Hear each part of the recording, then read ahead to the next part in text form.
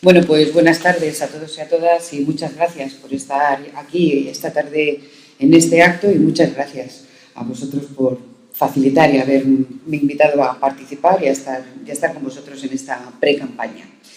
Yo sí me voy a centrar en hablar cosas de empleo, ¿no? Y cuál es, en materia de empleo, qué es lo que llevamos desde Izquierda Unida, desde la izquierda plural a Europa para generar puestos de trabajo cuantificados, cosa que desde luego no pueden hacer otros que solamente hablan del empleo cuando sale la EPA o cuando salen los datos del paro para decir lo preocupados que están, pero no ponen ni una sola medida real por la cual se puedan generar puestos de trabajo de calidad. Nosotros sí lo hacemos. Es el eje central de nuestro programa y en ese sentido avanzaré alguna cosa. Pero es inevitable hacer unas referencias previas, ¿no? Hemos conocido el martes los datos de la encuesta de la población activa de este primer trimestre del año 2014 y hemos visto en este trimestre cuáles han sido los efectos reales de las dos reformas laborales que se han llevado a cabo, la primera en el 2010 y la segunda en el año 2012. La primera llegó hasta un punto determinado, inició un camino y la del 2012 remató definitivamente lo que eran los derechos de los trabajadores. Los datos de esta encuesta de la EPA son malos, sin paliativos. No se pueden vender ni decir que tienen ni un solo dato que dé pie para el optimismo. Aunque, desde luego, las declaraciones, por ejemplo, del presidente del Gobierno diciendo que estaba contento con los datos, lo único que pretenden es confundir o pretender confundir a una parte de la sociedad que, pueden todavía seguir creyendo lo que les vayan a contar. La realidad es que tenemos 184.000 desempleados más de los que teníamos, seguimos teniendo 6 millones de personas en desempleo y hemos visto que la población activa, es decir, las personas en edad de trabajar en España, han disminuido casi en 500.000 de personas. Esto se traduce en algo tan sencillo como que una parte muy importante se han marchado de España a buscar otro trabajo porque aquí no lo encuentran y otra parte de personas lo que hacen ya es que están absolutamente desanimados en la búsqueda de empleo y ya ni siquiera van a las oficinas públicas de empleo a inscribirse o a intentar buscar una alternativa laboral. Pero es que además se ha cambiado, en esta EPA hemos visto también que se ha destruido un montón de puestos de trabajo de carácter indefinido y a tiempo completo y han sido sustituidos por contratos de carácter temporal y contratos a tiempo parcial. Se produce además una ironía estadística, lo comentaba antes Libertad, ¿no? Pero se produce curiosamente una ironía estadística. Es verdad que al principio de la crisis pareció que las condiciones de empleo entre los hombres y las mujeres se igualaban, no porque las condiciones de las mujeres mejoraran, sino porque las condiciones de los hombres empeoraban considerablemente. Entonces, claro, se produjo una igualación, pero insisto, no por la mejora de las mujeres, sino por el empeoramiento de los hombres. Bueno, pues ahora con el contrato a tiempo parcial nos pasa lo mismo. Es un contrato fundamentalmente feminizado, fundamentalmente que lo cogen las mujeres, no con carácter voluntario. Cuando me refiero a que lo cogen es porque no hay otra cosa, porque no tiene, en el 60% de los casos, no tiene carácter de voluntariedad. Pero claro, ¿qué está sucediendo además con esta crisis? Que la mayoría de los contratos a tiempo parcial que se están haciendo en este momento son para hombres. Con lo cual hay dobles penalizaciones, efectivamente, para los jóvenes, para las mujeres y para los parados de larga duración en todo este proceso. Y además lo sabemos todos y todas las que estamos aquí, que el contrato a tiempo parcial es un contrato fraudulento. No porque el contrato sea fraudulento, pero sí por las condiciones que lleva, porque te contratan para 4 horas y en cambio luego tienes que trabajar 8 horas, sin cotizar, en el mejor de los casos te lo pagan, pero desde luego no generando ninguno de los derechos de cara al futuro, ni de prestaciones, ni de pensiones, ni de nada que se le parezca. Y además no sé por qué están contentos, porque además el sector donde más empleo se destruye ha sido en el sector industrial, que es precisamente el motor de cualquier economía. Si no hay industria en un país, no puede crecer la economía, porque no hay un tejido productivo que nos lleve a poder consumir y, por tanto, que crezcan los servicios, o no nos puede llevar a que haya otro tipo de empresas auxiliar y otro tipo de empresas que se generen. Como os digo, este trimestre en la industria se han perdido 40.000 nuevos puestos de trabajo. Esto tira por tierra esto que dice el Gobierno, que es que lo que había que hacer, bueno, sabéis que con la reforma laboral, luego diré algo, ha facilitado, por supuesto, que los salarios se bajen de una forma considerable, un porcentaje altísimo.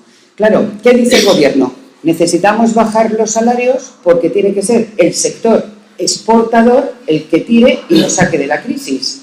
Pues curiosamente, para ser el sector exportador, que debería ser un sector industrial, porque para eso es el que produce y es el que tiene algún elemento, resulta que exportamos, estamos estancados en la exportación, nos hemos quedado estancados, y el sector que produce, que es el sector industrial, curiosamente ha perdido 40.000 puestos de trabajo a pesar de la rebaja salarial que se ha tenido. Evidentemente, porque es que nos miente de forma permanente a la hora de explicarnos y de hacer las cosas. Porque no estamos en un proceso de crisis, estamos en un proceso de estafa. Es que es ideológico, es que está planificado desde hace mucho tiempo cómo tienen que ir abordándose los acontecimientos para conseguir lo que quieren, y es terminar con el Estado social, terminar con el Estado de bienestar, que no haya ningún tipo de relación, ningún tipo de posibilidad de hacer otra cosa que no sea obtener beneficios por parte de las empresas y beneficiar a los sectores que precisamente son más ricos. Tenemos 2 millones de hogares donde todos sus miembros están en desempleo. 2 millones de hogares, todos sus miembros en desempleo. Y tenemos cerca de 800.000 hogares donde no entra ni un euro en materia ni de subsidios, ni de prestaciones, ni de nada que se le parezca. Y además de las personas que están en paro, son ya casi 4 millones de personas en paro las que no cobran ningún tipo de prestación, las que no cobran ningún tipo de subsidios. Por tanto, la perspectiva es muy negativa y todo esto obedece, como decíamos antes, a la actuación que han tenido las reformas laborales que han facilitado los despidos, las inaplicaciones de los convenios, los descuelgues salariales, utilizando un término muy de negociación colectiva, pero es que es en estos términos. Y sobre todo ha incidido en que se pierda el equilibrio en las relaciones laborales en el marco de las empresas para conseguir todos estos resultados, dándole poder a los empresarios y quitándoselo a los trabajadores. Porque uno de los objetivos fundamentales es terminar con la acción colectiva. Si individualizan las relaciones laborales y terminan con la acción colectiva, lo que facilita es que se puedan poner todas estas medidas en marcha sin que tengan verdaderamente una respuesta enfrente que les plante cara y que haga que esto no se lleve a cabo. El problema es que el trabajo ha dejado de ser el elemento central y el trabajo se entiende como un elemento más de la producción, como un coste más laboral y además con 6 millones de personas desempleadas, un puesto de trabajo fácilmente sustituible como si fuera una pieza de mantenimiento que pongo y quito y además abarato costes. Claro, no se conforman con esto, ¿no? Oímos el otro día a la presidenta del Círculo de Empresarios, que como no tiene bastante, porque parece que se les ha quedado corto, dice, además se atreve a insultarnos ya definitivamente a nuestra cara, diciendo que es que además hay que, prácticamente vino a decir que es que los jóvenes tenían que pagar por trabajar, porque para lo que valían, o que la gente que estaba cobrando una prestación por desempleo, pues que eran unos parásitos, más o menos vino a decir, utilizó no valen para nada y parásitos, en una misma frase. Quiero decir con esto es bastante. Claro, esta mujer es una incompetente, es muchas más cosas, pero sobre todo es una incompetente. Porque claro, ella argumenta que hay que bajar los salarios, igual que se ha hecho en Alemania en el año 2000, el salario mínimo interprofesional, para que vayan los jóvenes a trabajar. Esta mujer, que es la presidenta del Círculo de Empresarios de España, debería saber que en el año 2000 no había salario mínimo en Alemania. Por tanto, no se podía actuar ni rebajar absolutamente nada. Y luego dice que hay que hacer un contrato para jóvenes que tenga un porcentaje, que no se pague el salario completo, sino que tenga un porcentaje de salario más bajo para que hagan formación. Bueno, pues esta mujer debería saber que en España hay un contrato, que es el contrato de formación y aprendizaje, por el cual los jóvenes hasta 30 años cobran el 75% menos del salario precisamente porque hacen formación. ¿Cómo puede ser una mujer que no sabe nada de normativa laboral la presidenta del Círculo de Empresarios? Pues porque lamentablemente tenemos la calaña, perdonadme la expresión, de empresarios que tenemos que no quieren nada más que beneficio rápido y lo que no tienen, desde luego, y además tienen un gobierno que les está facilitando. No son los pequeños empresarios, estos que también lo están pasando mal, ni los cooperativistas, ni todas estas personas que, como no tienen una opción de búsqueda de empleo, montan su propio negocio. Estos emprendedores que aglutinan todo el dinero que tienen de sus prestaciones por desempleo, del dinero que pueden conseguir, y montan un negocio y corren exactamente los mismos riesgos que los trabajadores asalariados en esta situación.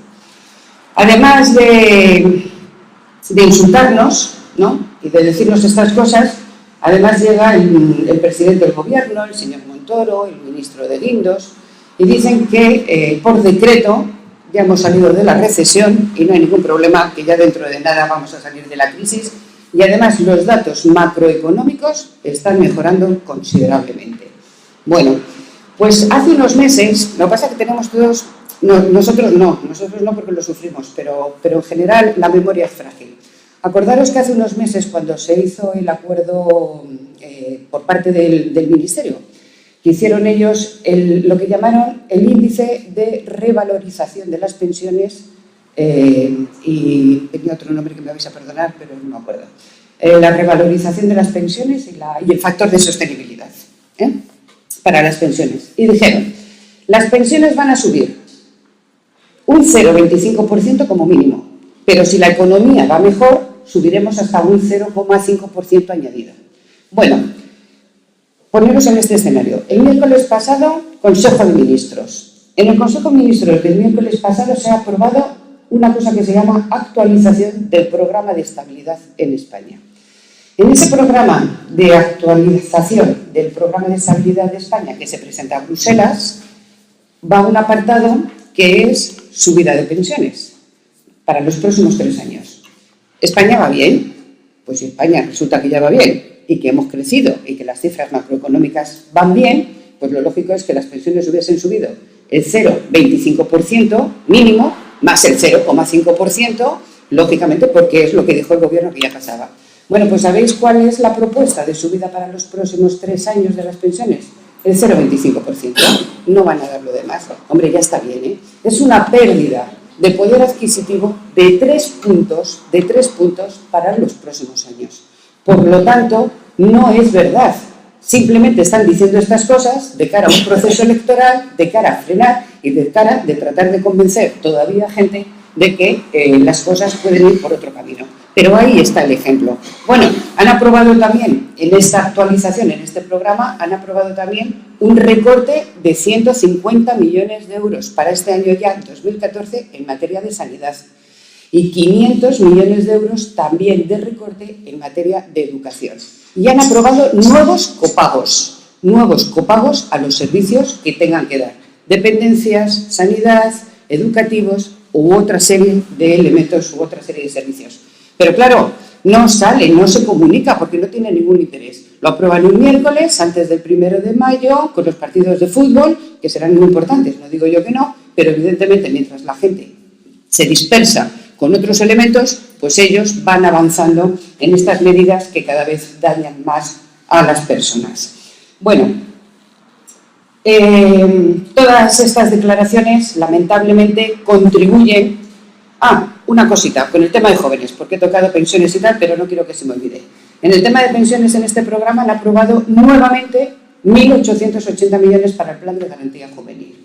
Este plan que se aplica a los jóvenes que supuestamente ni estudian ni trabajan para que haya un fondo económico para que puedan o tener un puesto de trabajo o que puedan pasar a estudiar.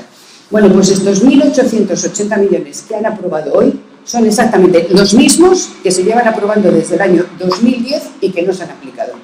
Y entonces han vuelto a poner otra vez en el programa porque el Banco de Inversiones Europeo ha dicho: oiga, tengo 6.000 millones para jóvenes en Europa, hagan ustedes el favor de utilizarlo, que es que al final el dinero se va a quedar ahí y no hay ningún país que esté utilizándolo. ¿Por qué no utiliza España esos 1.880 millones que los tiene presupuestados y que los tiene asignados desde hace tiempo? Porque son deuda pública. Y entonces, como no quieren que se incremente la deuda, porque tienen que cumplir con el objetivo del déficit por el artículo 135 que modificaron con agosticidad, pues entonces no quieren tener esos 1.800 millones mientras que les suponga deuda pública. Y por eso en España no se aplican los programas de garantía juvenil. Podemos estar más de acuerdo o menos de acuerdo con ellos, pero desde luego podrían aplicarse, es un dinero que vendría. Pues no lo van a aplicar, porque como Europa no les va a consentir que no aumente la deuda, pues entonces van a seguir en esta situación. Bueno, toda esta nefasta gestión que se está haciendo de la crisis, nefasta gestión para las personas, evidentemente no para los bancos, lo que está llevando es a que las personas, la ciudadanía, la gente, cada vez se sienta más defraudada de la política y sienta un mayor grado de desafección de la política. Y esto lo quiere radicalmente la derecha porque les viene muy bien para que la gente no vaya a votar, porque los que siempre van a votar son los feligreses. Y entonces estos no fallan. El día 25 van a ir a votar y con 500.000 de votos ellos van a gobernar. Y por eso nosotros tenemos que ir y animar a la gente a que vaya a votar, porque tenemos que romper con esa dinámica y tenemos que romper con esa correlación de fuerzas.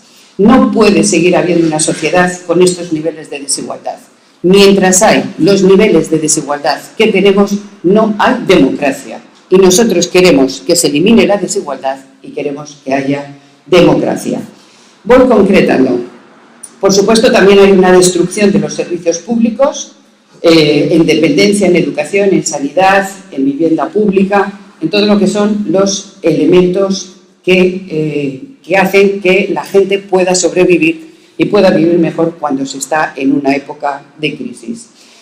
Desde luego, desde Izquierda Unida, desde Izquierda Plural, vamos a poner el empleo y un empleo de calidad, no cualquier empleo, en el centro de las políticas, en el centro de nuestras actuaciones. Y por eso en el programa hemos presentado muchas medidas que van vinculadas a la generación de empleo. Es un programa creíble, es un programa aplicable, es un programa viable. Y nos van a decir desde todos los sitios que estamos locos. Bueno, pues no estamos locos. Como diría Ketama, sabemos lo que queremos. Y por tanto, no tenemos ningún elemento de locura en el programa que hemos presentado. Vamos a llevar adelante un plan de reindustrialización para Europa. Es fundamental que volvamos a producir, que vuelva a haber tejido industrial. Y especialmente un tejido industrial en aquellas zonas que han sufrido mayoritariamente la deslocalización de las empresas y la desindustrialización de las empresas.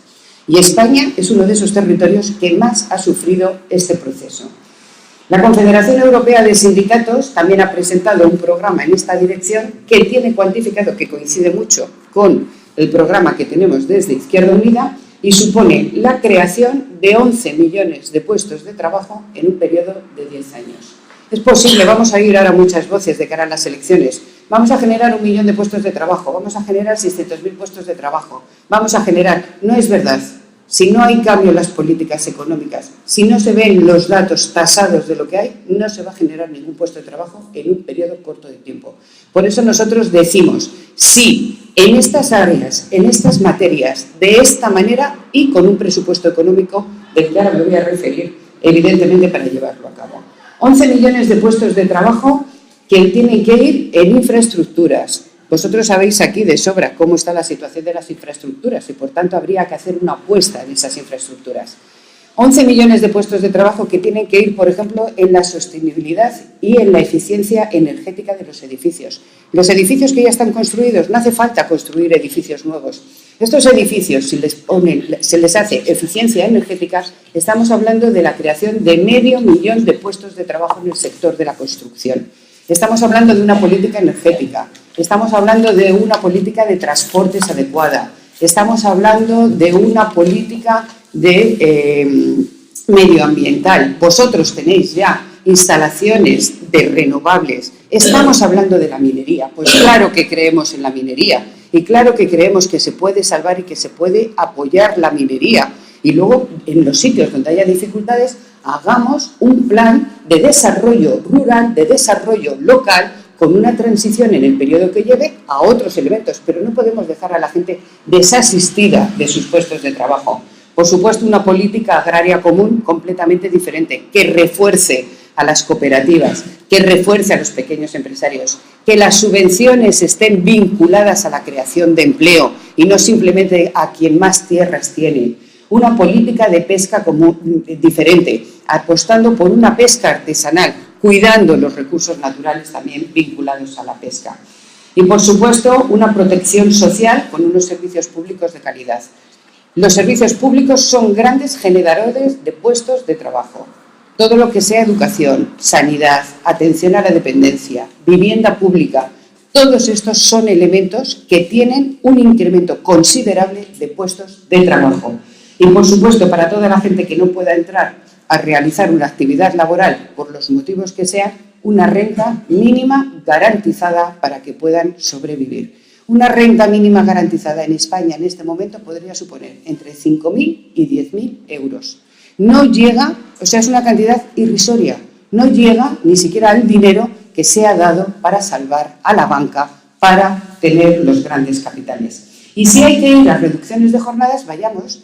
Suecia acaba de aprobar ahora mismo una reducción de jornada a 6 horas de trabajo con el mantenimiento de los salarios íntegros. Se puede hacer, simplemente hay que tener voluntad política para hacerlo. Me podéis decir con razón que para eso se necesitan recursos económicos, pero es que es muy fácil tener recursos económicos. Lo primero que hay que hacer, lo decía Ángela, es hacer una auditoría de la deuda. Nosotros tenemos una parte de la deuda que es ilegítima. Se han dado 40.000 millones, que ha generado unos intereses que se han transformado en 140.000 millones de pagar intereses que se han pagado a los bancos. Esa deuda es ilegítima. No es ilegítima la deuda que sirve para atender a las personas. Si esto lo gastáramos en servicios públicos, en rentas mínimas, en subir los salarios, esa deuda estaría bien. El problema es que no nos gastamos la deuda en eso. Nos la gastamos en pagar intereses que nos quitan dinero para poder utilizarlos en otras cosas. Nos pueden decir, ¿qué decimos? Digamos, hagamos una quita y una reestructuración de esa deuda. Como pagamos menos intereses, pues a partir de ahí, evidentemente, tendremos dinero para poder ocuparnos de las políticas sociales, de la atención a las personas. Nos pueden decir que estamos locos. Mira, por no irnos a Argentina o por no irnos a otros países que lo han hecho. Alemania, después de la Segunda Guerra Mundial, en el año 52, tuvo que hacer una quita de su deuda, porque si no, no hubiese podido subsistir. Y se le hizo una quita de la deuda del 60%, Alemania. Por tanto, si se ha podido hacer una quita de la deuda a Alemania, que luego impulsó para que fuera motor económico, ¿por qué no se puede hacer una quita de la deuda al resto de los países del sur para que nosotros también podamos tener posibilidades de crecimiento? Y, por supuesto, tenemos un programa fiscal diferente al que se está planteando. Lucha contra el fraude fiscal, hay mucho dinero. Eliminación de los paraísos fiscales, hay mucho dinero. Un impuesto sobre las transacciones financieras y, por supuesto, también un impuesto para la riqueza, para los impuestos de sociedades que se pueden hacer. Y un programa económico, un presupuesto de la Unión Europea, donde el Banco Central Europeo dé dinero, le dé a la máquina de hacer dinero, como hace la Reserva Federal en Estados Unidos cuando tiene problemas, y ponga dinero en funcionamiento para las necesidades que tenemos. Para ello hay que democratizar el Banco Central Europeo y para ello es preciso que el Parlamento tenga una correlación de fuerzas, una composición de fuerzas completamente diferentes a las que tenemos. El avance de la izquierda es imparable en Europa. Evidentemente es imparable. Y empieza a haber síntomas de nerviosismo entre la derecha y entre la supuesta socialdemocracia que ha pasado a convertirse en un socialliberales más que la socialdemocracia.